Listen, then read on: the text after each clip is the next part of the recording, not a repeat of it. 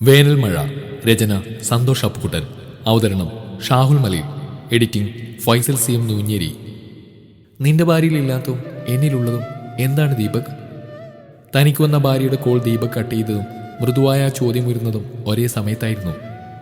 ആവേശം തണുപ്പിക്കുന്ന ആ ചോദ്യം കേട്ടപ്പോൾ എപ്പോഴെങ്കിലും പറയാൻ സൂക്ഷിച്ചിരുന്ന വാചകവും അവൻ മറന്നുപോയിരുന്നു. മധ്യ ഗ്ലാസ് ചുണ്ടോട് ചേർത്ത് ക്രിസ്റ്റൽ ഉത്തരത്തിനായി കാത്തിരുന്നപ്പോൾ പെട്ടെന്നൊരു ഉത്തരം കണ്ടെത്താൻ കഴിയാതെ അവൻ വീർപ്പുമുട്ടുകയായിരുന്നു. അങ്ങനെ ചോദിച്ചാൽ അതിന് വ്യക്തമായ ഉത്തരമില്ല എന്ന് അവൻ അറിയാമായിരുന്നു. എങ്കിലും ഒരു ഉത്തരം പറയണമെന്ന ചിന്തയിൽ അവൻ അവളെ ചുഴിഞ്ഞു നോക്കി മന്ത്രിച്ചു. നിന്റെ ഈ ഫിഗറാണ് എന്നെ നിന്നിലേക്ക് അടുപ്പിക്കുന്നത്. മദ്യം വായിലേക്ക് അമിഴ്ത്തി അവൾ എന്തോ വലിയ കാര്യം കണ്ടെത്തിയ മട്ടിലിരിക്കുന്ന അവനെ ഒരു പരിഹാസ്യരിയോട് നോക്കി. ശരിക്കും പറഞ്ഞ ഒരു കശാപ്പുകാരന് കന്നുകാലിയോട് തോന്നുന്ന സ്നേഹം. ക്രിസ്റ്റലിന്റെ സംസാരധ്വനി മനസ്സിലാവാതെ അവൻ സാഗൂത അവളെ നോക്കി. അല്ല, മാംസത്തിന്റെ അളവ് നോക്കിയിട്ടാണല്ലോ കശാപ്പുകാര് കന്നുകാലിയെ ഇഷ്ടപ്പെടുക. അവളുടെ ചോദ്യത്തിന് ഉത്തരം പറയാതെ ഒരു ചമ്മിയ ചിരിയോടെ അവൻ മദ്യം വായിലേക്ക് അമിഴ്ത്തി. ചോദ്യത്തിന് ഉത്തരമില്ലെന്ന് കണ്ടവൾ ഒരു പരിഹാസ്യരിയോടെ അടുത്ത ഗ്ലാസ് നിറക്കാൻ തുടങ്ങി. ടേബിൾ ഫാനിന്റെ കാറ്റിൽ ക്രിസ്റ്റലിന്റെ സിൽക്കിയായ മുടിയകൾ അവളുടെ മുഖത്തിന് ചുറ്റും പാറിക്കളിക്കുന്ന നോക്കി അവനിരുന്നു. അവളുടെ കാതുകളിൽ തൂങ്ങിയാടുന്ന വളയങ്ങൾക്ക് വല്ലാത്തൊരു ആകർഷണമുള്ള പോലെ, അവളുടെ ഇടതു ചുണ്ടിന് താഴെയുള്ള മറുക് തന്നിലെ കോശങ്ങൾ ഉണർത്തുന്ന പോലെ, അവളിൽ നിന്നുയരുന്ന പെർഫ്യൂമിന്റെ സുഗന്ധത്തിൽ അലിഞ്ഞു ചേരാൻ അവന്റെ മനസ്സ് തിടുക്കം കൂട്ടുന്നുണ്ടായിരുന്നു. മധ്യ ഗ്ലാസ് ടീപ്പോയിൽ വെച്ച് അവൾ സിഗരറ്റ് പാക്കറ്റ് തുറന്ന് ഒരെണ്ണമെടുത്ത് ചുണ്ടിൽ വെച്ച് തീ കൊളുത്തി. ഉള്ളിലേക്കെടുത്ത പുക അവൾ വളയങ്ങളായി പുറത്തേക്ക് വിടുന്നത് അവൻ ആശ്ചര്യത്തോടെ നോക്കിയിരുന്നു. ധൃതിയുണ്ടോ ദീപകിന്? അവൾ ചെറുചിരിയോട് ചോദിച്ചപ്പോൾ അവനില്ല എന്ന അർത്ഥത്തിൽ ശിരസിളക്കി. ഇന്ന് 8 മണിവരെ ഞാനും ഫ്രീ ആണ്, നമ്മൾക്ക് ഇത്തിരി നേരം സംസാരിച്ചിരിക്കാം. അവൻ തലയാട്ടിക്കൊണ്ട് ആ വീടിന്റെ ഇന്റീരിയർ ഡെക്കറേഷൻ നോക്കിയിരുന്നു. ദീപക് എത്രാമത്തെ പ്രാവശ്യമാണ് ഇവിടെ വരുന്നത്? ഒരിറക്കം മദ്യമകത്താക്കി ക്രിസ്റ്റൽ ചോദിച്ചപ്പോൾ പൊടുന്നിനെ അവൻ നിരാശയോടെ പറഞ്ഞു, 3ാമത്തെ തവണ. ബട്ട് ഒരിക്കൽ പോലും. ചുണ്ടിലെരിയുന്ന സിഗരറ്റിനോടൊപ്പം ഒരു പുഞ്ചിരിയും ചേർത്ത് അവൾ 2 നിമിഷം അവനെ തന്നെ നോക്കിയിരുന്നു. ഇതുവരെ ഞാൻ കരുതിയത് ദീപക് ഒരു ബാച്ചിലറാണെന്നായിരുന്നു. പക്ഷെ ഇപ്പോൾ ഭാര്യയുടെ ഫോണ് അപ്രതീക്ഷിതമായി വന്നപ്പോൾ അവൾ പാതിയിൽ നിർത്തി മധ്യ ഗ്ലാസ് ചുണ്ടോട് ചേർത്ത് അവനെ നോക്കി പതിയെ ചിരിച്ചു. എന്താ, ഒന്ന് രുചിച്ചു നോക്കണോ? 3-4 നിമിഷത്തിന് ശേഷം തലയും കുനിച്ചിരിക്കുന്ന അവൻ ക്രിസ്റ്റലിന്റെ വാക്കേട്ട് തലയുയർത്തിയപ്പോൾ കണ്ടത് തനിക്ക് നേരെ നീട്ടിപ്പിടിച്ച സിഗരറ്റ് കൂടായിരുന്നു. അവൻ സ്നേഹപൂർവ്വം നിരസിച്ച് അവൾ തന്നെ നോക്കിയിരുന്നു. ഞാൻ അങ്ങനെ പറഞ്ഞാൽ ദീപക് വറിയിടാവണ്ട. ഈ 3 ദിവസങ്ങൾ കൊണ്ട് തന്നെ ദീപക് എനിക്ക് അത്രയും പ്രിയപ്പെട്ടവനായി തീർന്നിരുന്നു. ആദ്യകാലത്തിൽ ചോദിച്ചെന്നേ ഉള്ളൂ. പറഞ്ഞു തീർന്നു അവൾ മധ്യ ഗ്ലാസും പിടിച്ച് തുറന്നിട്ട ജനാലക്കരികിലേക്ക് ചെന്നു. പുറത്ത് പെയ്യുന്ന വേനൽ മഴയിലേക്ക് നോക്കി നിന്നു. മഴത്തുള്ളികളേറ്റ് നൃത്തം വയ്ക്കുന്ന ചെടികളെയും നോക്കി അവൾ പുഞ്ചിരിച്ചു. പുറകിൽ വന്നു നിന്ന് അവളുടെ തോളിൽ കൈയിട്ടുന്നുകൊണ്ട് ദീപക്കും മഴയിലേക്ക് നോക്കി നിന്നു. അവൾ പതിയെ മുഖം തിരിച്ച് അവൻ്റെ കണ്ണുകളിലേക്ക് ഉറ്റുനോക്കി. നിന്റെ ഈ കണ്ണുകളിൽ എന്നോടുള്ള സ്നേഹത്തിൻ്റെ ആഴം കാണുമ്പോൾ വല്ലാത്തൊരു സന്തോഷമാണ്. പക്ഷെ മറുവശം ആലോചിക്കുമ്പോൾ ഉള്ളിലൊരു ഭയവും നിറയാറുണ്ട്. ക്രിസ്റ്റലിൻ്റെ ചെഞ്ചുണ്ടിലേക്ക് നോക്കി അവളുടെ വാക്കിനായി അവൻ കാതോർത്തിരുന്നു. ഉഷ്ണം വമിക്കുന്ന ഈ വേനലിൽ ഇങ്ങനെയൊരു മഴ കാണുമ്പോൾ, പ്രകൃതി സന്തോഷത്താൽ മതിമറന്ന് ആസ്വദിക്കുമ്പോൾ ഉള്ളിലൊരു ചെറിയ വിങ്ങൽ അനുഭവപ്പെടുന്നു. What you mean Crystal? ഉള്ളിലുയർന്ന ദേഷ്യത്തോടെ അവൻ ചോദിച്ചുകൊണ്ട് ജാലകവാതിൽ കൊട്ടിയടച്ചു. ഒരു ക്ലാരയെ അറിയോ ദീപകിന്? ഉള്ളിലെ പ്രണയം പാതി വഴി ആർക്കൊക്കെയോ വേണ്ടി ത്യജിച്ച് സ്വന്തം ഇഷ്ടം നഷ്ടപ്പെടുത്തിയവളെ. വരണ്ട ചിരിയോടെ അവൾ വീണ്ടും ജാലകവാതിൽ തുറന്ന് പുറത്ത് കോരിച്ചൊരിയുന്ന മഴയിലേക്ക് നോക്കി നിന്നു. നിന്നിൽ ഞാനിപ്പോൾ കാണുന്ന ക്ലാരയെ പാതി വഴിയിൽ ഉപേക്ഷിച്ച ജയകൃഷ്ണനെയാണ്. ഒരു നാൾ വിട പറയാനുള്ള ശബ്ദമില്ലാതെ നീ എന്നിൽ നിന്ന് ഓടിമറയും ദീപക്. കയ്യിലുണ്ടായിരുന്ന മദ്യം ഒറ്റവലിക്കകത്താക്കി അവൾ ഗ്ലാസ് ജനലഴികൾക്കുള്ളിലൂടെ എറിഞ്ഞതും ഏതോ കല്ലിൽ വീണ് പൊട്ടിച്ചേർന്ന ശബ്ദം അവിടെ ഭാഗം മുഴങ്ങി. അവളുടെ പ്രവൃത്തി കണ്ട് തെല്ലമ്പർ നിന്ന ദീപകിനെ നോക്കി അവൾ പുഞ്ചിരിയോടെ നിന്നു. ഒരിക്കൽ ജയകൃഷ്ണന്റെ മനസ്സിലെ സങ്കീർണതകൾ അറിഞ്ഞ് നെഞ്ചുരുകുന്ന വേദനയോടെ ചുണ്ടിലൊരു പുഞ്ചിരിയും ചാർത്തി ക്ലാര പറഞ്ഞയച്ച പോലെ ഞാനും നിന്നെ വിട്ടുപിടിക്കേണ്ടി വരും ദീപക്. ക്രിസ്റ്റൽ പറഞ്ഞിരുന്നതും അവൻ പൊടുന്നനെ അവളുടെ കൈ പിടിച്ചു. മണ്ണാങ്കട്ട, ഏതോ ഒരു പഴയ സിനിമയിലെ കഥാപാത്രമായിട്ടാണോ നീ എന്നെ കണ്ടിരിക്കുന്നത്? കാലം ഒരുപാട് മാറിയെന്ന് നീ അറിഞ്ഞില്ലേ? നിന്നെ ഞാൻ സ്വന്താക്കുന്നു പറഞ്ഞാൽ അങ്ങനെ നടന്നിരിക്കും ക്രിസ്റ്റൽ. അതിനിടയിലുണ്ടാകുന്ന ഒരു പ്രതിബന്ധങ്ങളെയും ഞാൻ വകവെക്കില്ല. അവൻ്റെ ശബ്ദത്തിന് ഉറച്ച തീരുമാനത്തിൻ്റെ കാഠിന്യമുണ്ടായിരുന്നു. ജാലകത്തിനപ്പുറത്ത് ഒരു റോസ് പുഷ്പം മഴയിൽ കുതിരുന്നു നോക്കി അവൾ പതിയെ മന്ദഹസിച്ചു.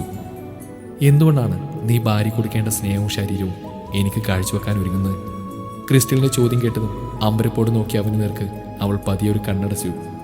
നിന്നെ ഞാൻ സ്വീകരിക്കുന്നത് മറ്റൊരു പെണ്ണിന്റെ കണ്ണീരോടെ ആവരുതെന്ന് നിർബന്ധമുണ്ട്. അതുകൊണ്ട് ചോദിക്കുന്നതാണ്. അവൾ ചോദിച്ചു തീർന്നു. അവൻ ഗ്ലാസ്സിൽ മദ്യം നിറച്ചു തുടങ്ങി. നീ എനിക്ക് വില കൂടിയ മദ്യം വാങ്ങിത്തരുന്നുണ്ട്. ഹോട്ടലിൽ നിന്ന് നല്ല ഫുഡ് എനിക്കായി കെട്ടിപ്പൊതിഞ്ഞ് കൊണ്ടുവരുന്നുണ്ട്. ആവശ്യത്തിൽ കൂടുതൽ പൈസ തരുന്നുണ്ട്. ഉള്ളു നിറയെ സ്നേഹം എന്നിലേക്ക് ഒഴുക്കുന്നുണ്ട്. ഇനി എനിക്കറിയാൻ ബാക്കിയുള്ളത് ആ ശരീരത്തിൻ്റെ കരുത്ത് മാത്രമാണ്. അവളുടെ പറച്ചിൽ കേട്ടപ്പോൾ അവൻ മദ്യ ഗ്ലാസ് വായിലേക്ക് അമഴ്ത്തി. അവളുടെ അരികെ വന്ന് ആ കൈ പിടിച്ചു. ആ സംശയവും ഞാൻ തീർത്തുതരാം, പോരെ? അവൻ കാമാതുരനായി അവളെ നോക്കി നിന്നു. ഒരു നിമിഷം. നിന്നിലേക്ക് ഞാൻ വന്നെത്തി എന്തുകൊണ്ടാണെന്ന് നീ ചോദിച്ചില്ലേ? അതിനുള്ള ഉത്തരം നിന്റെ ഈ അവസാനത്തെ ചോദ്യത്തിലുണ്ട്. ദീപക് പറയുന്നതിൻ്റെ പൊരുൾ മനസ്സിലാവാതെ അവൻ്റെ കണ്ണുകളിലേക്ക് ഉറ്റുനോക്കിയവൾ. ഞാനൊന്ന് ചൂട് പിടിക്കുമ്പോഴേക്കും ആറിത്തിണങ്ങുന്ന പഴങ്കഞ്ഞിയാണ് അവൾ. സ്വന്തം ഭാര്യയെ പറ്റിയാണോ ഈ പറയുന്നത്? അതോ എന്നെപ്പോലെയുള്ള മറ്റൊരുവളെ പറ്റിയോ? ദീപക് പറഞ്ഞിരുന്നു. പൊടുന്നനെ ഉയർന്ന ക്രിസ്റ്റലിന്റെ പരിഹാസം നിറഞ്ഞ ആ ചോദ്യത്തിന് മുന്നിൽ പെട്ടെന്ന് ഉത്തരം മുട്ടി അവൻ നിന്നു. അല്ല, വെറുതെ കാശ് കളഞ്ഞു എന്നൊക്കെ എന്നെ വിലക്കെടുത്തവർ ചിലപ്പോഴൊക്കെ പറയാറുണ്ട്. അതുപോലെ വിലക്കെടുത്തവളെ പറ്റിയാണോ ദീപക് ഇപ്പോൾ പറഞ്ഞത്? ക്രിസ്റ്റൽ! അസഹിഷ്ണുതയോടെ അവൻ വിളിച്ചപ്പോൾ അവൾ അവനെ നോക്കിയാൽ തലയാട്ടി. ആ വിടർന്ന കണ്ണുകളിൽ നനവ് പടർന്നവൻ കണ്ടു. ദീപക് ഇപ്പോൾ പറഞ്ഞ വാചകം എന്നെ വല്ലാതെ മുറിവേൽപ്പിക്കുന്നുണ്ട്. കാരണം ഒരു 3 വർഷം മുമ്പ് ഞാൻ സ്ഥിരം കേൾക്കുന്ന പല്ലവിയായിരുന്നു ഇത്. നിനക്ക് ഭംഗിയില്ല, നിനക്ക് വൃത്തിയില്ല, നിനക്ക് ചുറ്റും വിയർപ്പിൻ്റെ രൂക്ഷ ഗന്ധമാണ്. അതൊക്കെ പറഞ്ഞ് ഒടുക്കം ബെഡ്റൂമിലെ കലാപരിപാടിയും കഴിഞ്ഞ് കിടക്കുമ്പോൾ ശ്വാസം കിട്ടാതെ പറയുന്നൊരു വാചകമുണ്ട്. ഇതിനേക്കാൾ ഭേദം ശവമായിരുന്നത്. ജീവിച്ചിരിക്കുമ്പോൾ തന്നെ എന്നെ പലവട്ടം മരണത്തിലേക്ക് മാടി വിളിച്ച വാചകമായിരുന്നത്. ഓർമ്മകളെ സ്വതന്ത്രമാക്കാനെന്ന വണ്ണം അവളൊരു ദീർഘനിശ്വാസം മുതിർത്തു. ചേർത്ത് പിടിക്കേണ്ട ഭർത്താവിൽ നിന്ന് ഇങ്ങനെ ഒരു കുറ്റപ്പെടുത്തൽ കേൾക്കുമ്പോൾ തളർന്നു പോകുന്ന ഭാര്യമാർ ഈ മനമടുപ്പിക്കുന്ന അവഗണനയിലൂടെ എത്ര കാലം ഒന്നിച്ച് ജീവിക്കും?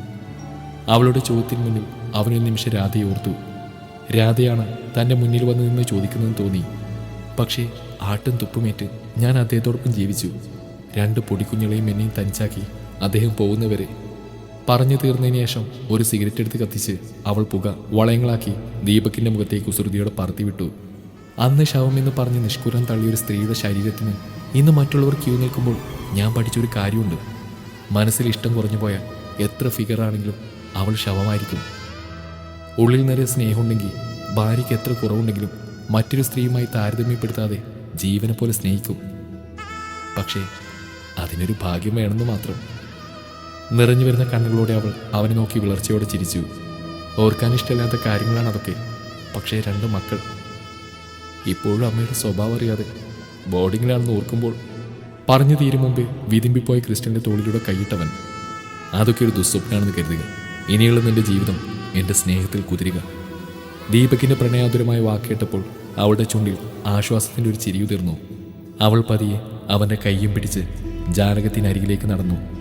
പുറത്ത് പെയ്യുന്ന വേനൽ മഴയിലേക്ക് നോക്കി അവർ നിന്നു. തോട്ടത്തിൽ വിരിഞ്ഞിൽക്കുന്ന പൂക്കളെ നോക്കി പുഞ്ചിരിച്ച് നിൽക്കുമ്പോൾ മുഖത്തേക്ക് പതിക്കുന്ന മഴത്തുള്ളികളുടെ തണുപ്പ് അവരറിഞ്ഞില്ല.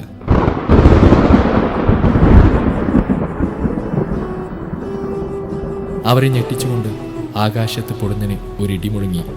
ഭൂമിയിലേക്ക് വന്ന മിന്നൽപ്പിണം അവരെ തഴുകിയപ്പോൾ അവൾ പൊടുന്നനെ കണ്ണടച്ചു. കോരിച്ചൊരിയുന്ന മഴ മുറ്റത്ത് ചാലുകളായി ഒഴുകി തുടങ്ങി. വീശിയടിക്കുന്ന കാറ്റിൽ ജനൽപ്പാളികൾ തുരുതുര അടിച്ചുകൊണ്ടിരുന്നു. പെട്ടെന്നാണ് മഴച്ചാറിൽ നനഞ്ഞുകൊണ്ട് പൂക്കൾക്ക് ചുറ്റും വട്ടമിട്ട് പറക്കുന്ന 2 ചിത്രശലഭങ്ങളെ അവർ കണ്ടതും ലജ്ജയോടെ പരസ്പരം നോക്കിയതും. ജാലകവാതിലുകൾ അടച്ച് ഒരു മന്ദഹാസത്തോടെ അവളെയും പിടിച്ച് ബെഡ്റൂമിലേക്ക് നടക്കുമ്പോൾ കുടിച്ച മദ്യത്തിൻ്റെ ചൂട് അവൻ്റെ സിരകളിൽ ഒഴുകി പടർന്നിരുന്നു. ബെഡ്റൂമിലേക്ക് കയറി വാതിലടക്കുമ്പോഴാണ് പൊടുന്നനെ കോളിംഗ് ബെൽ ഉയർന്നത്. പരസ്പരം അവർ ഭീതിയോടെ നോക്കി നിന്നു. 2 നിമിഷം. കോളിംഗ് ബെൽ തുരുതുര മുഴങ്ങിയപ്പോൾ ദീപകിനെ ബെഡ്റൂമിലാക്കി അവൾ വാതിൽ തുറക്കാനായി മുന്നോട്ട് നടന്നു. നെഞ്ചിരിപ്പോടെ ദീപക് വാതിൽ തുറന്ന് പൂമുഖത്തേക്ക് നോക്കിയപ്പോൾ കുടച്ചൂടി നിൽക്കുന്ന ഒരു സ്ത്രീയുടെ പകുതി ഭാഗമാണ് കണ്ടത്. കുറച്ച് നിമിഷങ്ങൾക്ക് ശേഷം ക്രിസ്റ്റൽ വന്ന് പേഴ്സെടുത്ത് ദീപകിനെ നോക്കി ചുണ്ടിൽ വിരലച്ച് തിരികെ പോയി. ഷെൽഫിലിരുന്ന മദ്യബോട്ടിൽ തുറന്ന് വായിലേക്ക് അമഴ്ത്തി ദീപക് ആകാംക്ഷയോടെ ബെഡിലിരുന്നു. കുറച്ച് നിമിഷത്തിന് ശേഷം ക്രിസ്റ്റൽ ഒരു പുഞ്ചിരിയോടെ കയറി വന്നപ്പോൾ ദീപക് ഒന്ന് ആശ്വാസം മുതിർത്തു. ഇവിടെ അടുത്തുള്ള സ്ത്രീയാണെന്ന് തോന്നുന്നു. പലിശക്ക് പൈസ ചോദിക്കാൻ വന്ന ആരോ പറഞ്ഞെന്ന്. ഞാൻ പൈസ പലിശ കൊടുക്കുന്നുണ്ടെന്ന് അവൾ വിഷമത്തോടെ പറഞ്ഞുകൊണ്ട് ദീപകിൻ്റെ അരികിൽ വന്നിരുന്നു. മക്കൾ ഭക്ഷണം കഴിച്ചിട്ട് 2 ദിവസമായിരുന്നു. സ്കൂൾ തുറക്കാനായിരുന്നു. അവർക്ക് പുസ്തകം ഉടുപ്പും വാങ്ങണമെന്നും പറഞ്ഞ് ഒരു 3000 രൂപ വേണമെന്ന് പറഞ്ഞപ്പോൾ ഞാൻ മറുത്തൊന്നും പറയാതെ പൈസ കൊടുത്തു. ഒരു ഈടുമില്ലാതെയോ? അവനൊരു പരിഹാസത്തോടെ അവൾ നോക്കി. ഈട് വേണ്ടാന്ന് ഞാൻ പറഞ്ഞത്. കാരണം ഭർത്താവ് ഉപേക്ഷിച്ചപ്പോൾ ദാരിദ്ര്യത്തിൽ മുങ്ങിയ ഞാൻ 2 മക്കളുടെയും വിശപ്പകറ്റാൻ ഭക്ഷണം വാങ്ങാനുള്ള പൈസയ്ക്ക് വേണ്ടി ഒരുപാട് സ്ഥലത്ത് ചെന്നിരുന്നു. അവർക്കൊക്കെ വേണ്ടത് ഈട് തന്നെയായിരുന്നു.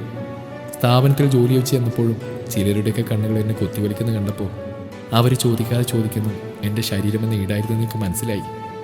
അവൾ സങ്കടം കൊണ്ട് ചോര നിർമാറുന്ന കണ്ണുകളോടെ ദീപകിനെ നോക്കി.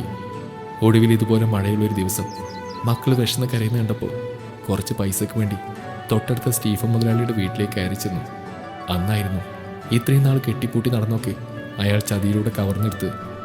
മുല്ലപ്പൂവിൻ്റെ സുഗന്ധാണല്ലോടി നിന്റെ വിയർപ്പിന്. ഒരു കെട്ട് 100 നോട്ടെടുത്ത് തന്നിട്ട് അയാൾ ചുണ്ടു നനച്ച് പറഞ്ഞ വാചകമായിരുന്നു ഈ ബിസിനസ്സിലേക്കുള്ള എൻ്റെ മൂലധനം. അവളൊരു പൊട്ടിച്ചിരിയോടെ മദ്യക്കുപ്പി വായിലേക്ക് അമഴ്ത്തി ദീപകിനെ നോക്കി. ഭർത്താവ് എന്ന് പറയുന്നവൻ അറപ്പോടെ നോക്കി എൻ്റെ ശരീരം മറ്റുള്ളവർ ആർത്തിയോടെ വാരിപ്പുണരുമ്പോൾ ഒന്ന് ഞാൻ മനസ്സിലാക്കി, എൻ്റെ ഭർത്താവായിരുന്നവന് എന്തോ തകരാറുണ്ടായിരുന്നെന്ന്. അല്ലെങ്കിൽ ആ മനസ്സിനുള്ളിൽ ഭാര്യ എന്ന വ്യക്തിയോട് ഒരു തരി സ്നേഹം പോലും ഉണ്ടായിരുന്നില്ലെന്ന്. ആ വാചകങ്ങൾ ദീപകിൻ്റെ തലയിൽ വെള്ളിടി പോലെ വീണു. തൊണ്ട വരളുന്ന പോലെ തോന്നിയവൻ മിനറൽ വാട്ടർ എടുത്ത് വായിലേക്ക് അമഴ്ത്തി. എന്നെപ്പോലൊരു പെൺകുട്ടി ആവരുതെന്ന ചിന്തയോടെയാണ് അവൾക്ക് ഞാനൊന്നും പറയാതെ ചോദിച്ച കാശ് കൊടുത്ത്. അല്ലെങ്കിൽ ജീവിതത്തിൻ്റെ ഏതെങ്കിലും തിരിവിൽ വെച്ച് അവൾ എന്നെപ്പോലെ തുണിയെരിഞ്ഞ്. അതും പറഞ്ഞ് അവൾ ദീപകിൻ്റെ മടിയിലേക്ക് തലയും ചായച്ച് കിടന്ന് പതിയെ മന്ത്രിച്ചു. അവൾ അന്തസ്സുള്ള പെൺകുട്ടിയാണ്. ഈടൊന്നും വേണ്ടാന്ന് പറഞ്ഞെങ്കിലും അവൾ സമ്മതിച്ചില്ല. ഭർത്താവ് വിരലിൽ നിന്ന് ഊരിയെറിഞ്ഞ വിവാഹമോതിരം തന്നു. കയ്യിൽ പിടിച്ചിരുന്ന മോതിരം അവൾ കൈവിഴത്തി കാണിച്ചപ്പോൾ അവൻ്റെ നെഞ്ചിലൂടെ ഒരു കൊള്ളിയാൻ പാഞ്ഞു. ഭാര്യ തൻ്റെ വിരലിൽ അണിയിച്ച മോതിരം. അവൻ വിറക്കുന്ന ചുണ്ടുകളോടെ അതിലെഴുതിയ പേര് പതിയെ വായിച്ചു, രാധ. ഉള്ളിൽ സങ്കടം കൊണ്ട് തുലാവർഷത്തിൻ്റെ പെയ്ത്ത് തുടങ്ങിയിരുന്നു. ഭാവിയെ നോക്കി വിറച്ചു നിൽക്കുന്ന 2 മക്കൾ അയാൾക്ക് മുന്നിൽ കണ്ണീരോടെ തെളിഞ്ഞു. തന്നെ ആലിംഗനം ചെയ്യാൻ വരുന്ന ക്രിസ്റ്റലിൻ്റെ കൈകളെ വകഞ്ഞു മാറ്റി ബെഡ്റൂമിൻ്റെ വാതിൽ തുറന്ന് അവൻ പെരുമഴയിലൂടെ ഓടുമ്പോൾ ക്രിസ്റ്റൽ പറഞ്ഞ ഓരോ വാക്കുകളും അസ്ത്രം പോലെ അവൻ്റെ മനസ്സിലേക്ക് തുളച്ച് കയറുകയായിരുന്നു. കുറച്ചകലെ മഴത്തുള്ളികളെ വകഞ്ഞു മാറ്റി ഒരു കുട പതിയെ നീങ്ങുന്നവൻ കണ്ടു. കുറച്ചു ദൂരം ഓടി. ആ കുടയിലേക്ക് അവൻ കിതപ്പോടെ ഓടിക്കയറുമ്പോൾ രാധ തെല്ലൊന്ന് പകച്ചു.